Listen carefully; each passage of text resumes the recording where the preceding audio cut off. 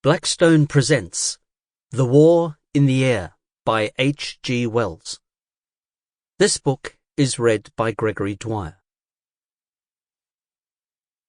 Chapter 1 of Progress and the Smallways Family. 1.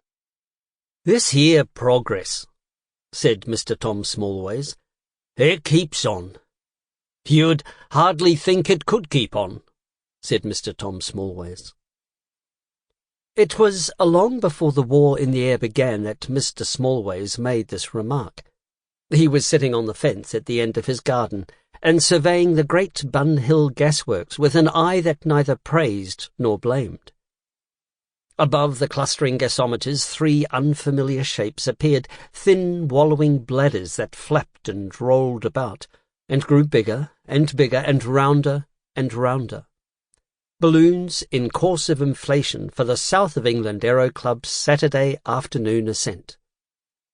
"They goes up every Saturday," said his neighbour, Mr. Stringer, the milkman. "It's only yesterday, so to speak, when all London turned out to see a balloon go over, and now every little place in the country has its weekly uppings rather. It's been the salvation of them gas companies. Last Saturday I got 3 barrow-loads of gravel off my potatoes," said Mr. Tom Smallways. 3 barrow-loads. What they dropped is ballast. Some of the plants was broke and some was buried. "Ladies, they say, goes up." "I suppose we got to call 'em ladies," said Mr. Tom Smallways. "Still, it ain't my idea of a lady flying about in the air and throwing gravel at people. It ain't what I've been accustomed to consider ladylike, whether or no."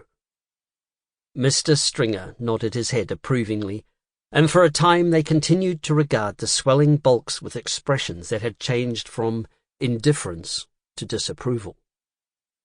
Mr. Tom Smallways was a greengrocer by trade and a gardener by disposition. His little wife Jessica saw to the shop, and Heaven had planned him for a peaceful world. Unfortunately, Heaven had not planned a peaceful world for him. He lived in a world of obstinate and incessant change, and in parts where its operations were unsparingly conspicuous. Vicissitude was in the very soil he tilled. Even his garden was upon a yearly tenancy, and overshadowed by a huge board that proclaimed it not so much a garden as an eligible building site. He was horticulture under notice to quit, the last patch of country in a district flooded by new and PRBA. Sample complete. Ready to continue?